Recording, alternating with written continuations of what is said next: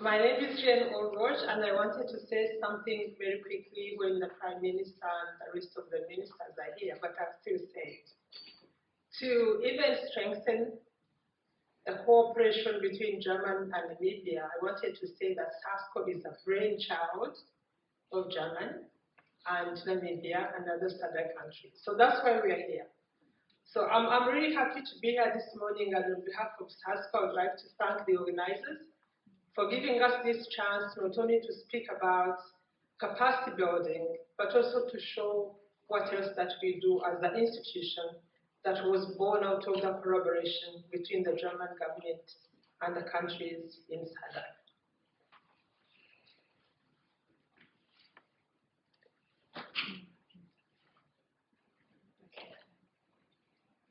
All right, so my presentation will follow this point. First of all, of course, I know even from yesterday people were asking, who is SASSCAL? Is SASSCAL a person? Is SASSCAL an organization? So I just have one slide that I want to talk about SASSCAL. Then from there, I'll just share with you the important skills in the 21st century. And this is because I feel that we need to question our education system as we prepare ourselves to take part in the 21st century. Then I also show you one slide of the research investments in Africa and in comparison with the other countries. And then trends in researchers in Southern Africa.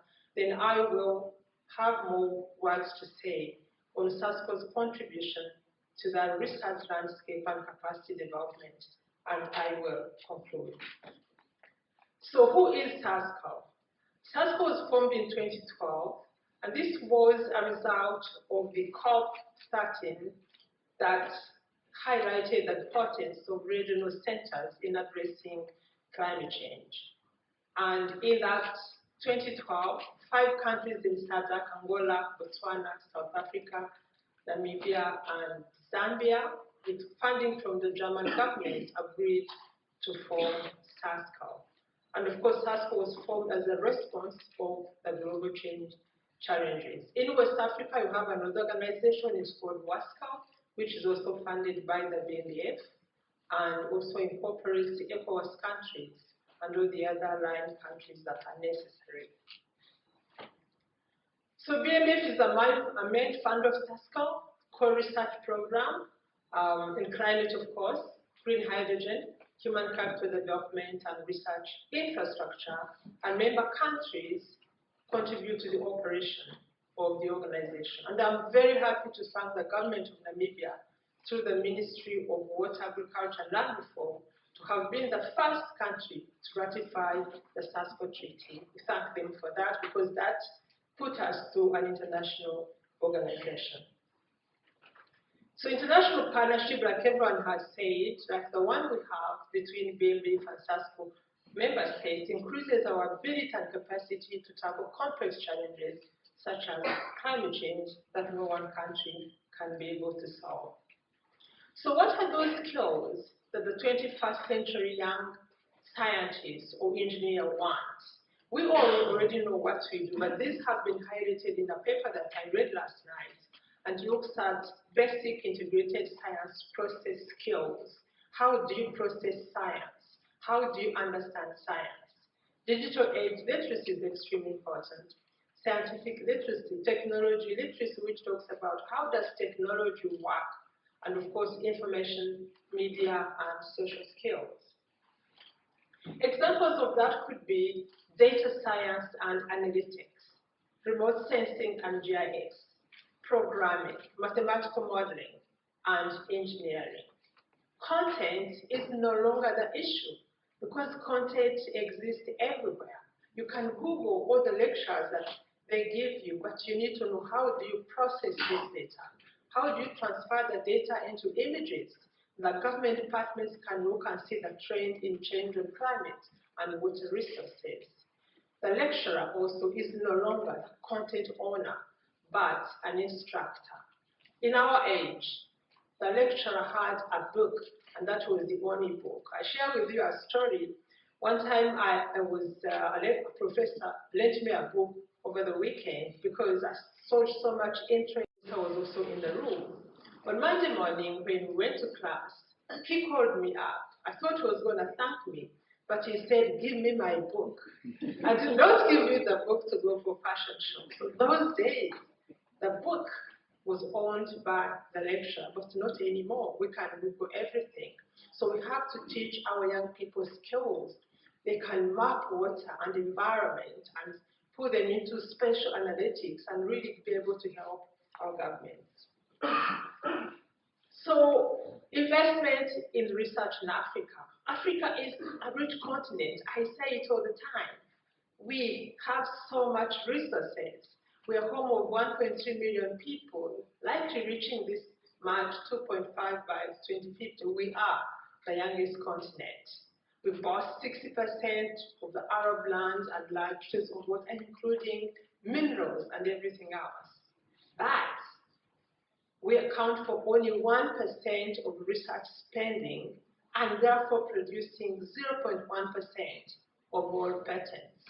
That cannot take us to innovation. We are lagging behind, and funding research is extremely important, is urgent if we want to take active role in the 21st century. I don't know whether you'll be able to see this map, but it looks at the number of researchers per region and per selected countries. It's very clear that even Sub-Saharan Africa alone is not comparable to single countries in Europe, in Japan. So we must, if we want to take part, really fund research, think about new skills, think about networking and collaboration with other researchers, so that we can really partake in what this world gives us. Here we look at trends in researchers in Southern Africa. For here, I wanted to highlight more the engineering field, and of course, Namibia, because we are in Namibia and the topic was about Namibia. You can see, if you compare the different themes, natural science still takes the biggest, but engineering, on the other hand, is still dwindling behind. So for green hydrogen, where are the skills, where are the people that are going to manage this massive project that we are busy talking about? Then, of course, I mentioned engineering is an area that we need to really focus on and make sure that we prepare our countries to be able to take part and look after this project and make sure that we even develop more and more. So what is SASSCAL doing? SASSCAL is contributing a lot on the research landscape in the region. In the past, we have funded over 88 research projects in different countries in SADC, and our scientists have contributed to over 200 papers in international review articles and other things. And of course, we are now going into SASSCAL 2, which is our 13 projects that we are going to start. And of course, Namibia is also benefiting from this for over 2 million euros. Very interesting project, again, that are going to last from 2022 to 2025. And of course, we're also contributing to data. One of the most important things about research is data and information. And our government departments want data, not tomorrow, right now. And there's not only one data, but information that they can be able to use and say, I can do this because of the data from SASSCAL. And with that, again, from funding from BNB, we have over 164 automatic weather stations in the different countries.